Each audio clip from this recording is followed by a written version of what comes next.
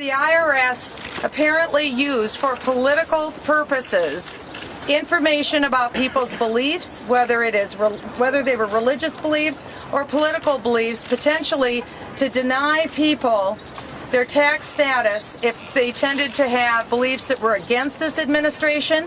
And then we learned subsequently that applications were approved if they had beliefs in line with this administration. Subsequent to the original story, we had an admission from the IRS that they in fact made these decisions. This is extremely troubling because the axiom is the power to tax is the power to destroy. There's going to be a complete and thorough investigation of this in Congress.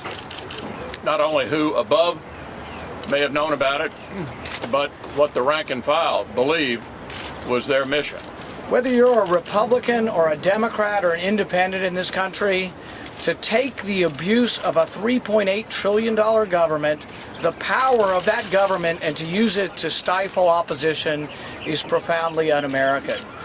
IRS, AP, Benghazi tend to confirm a lot of our worst fears about our government.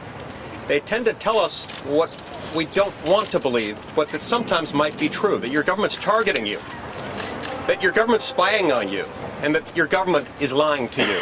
You know, Thomas Jefferson told us, when government fears the citizens, there's liberty. But when citizens fear the government, there is tyranny. We still have not received any word from the IRS, so almost 3 years later, we are still in the dark as to whether we're getting approved for 501c4 status. We're here today to represent all the American people who want what we all want, and that's our constitutional rights, who want the freedom of speech, freedom of assembly that we are entitled to under our Constitution. Tea Party patriots insist on an independent, transparent, outside, and thorough investigation because the IRS cannot be trusted to self-police. And the Justice Department is suffering from extreme lack of credibility at this moment.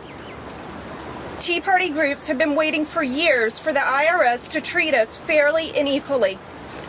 Instead, they have singled us out and discriminated and persecuted us.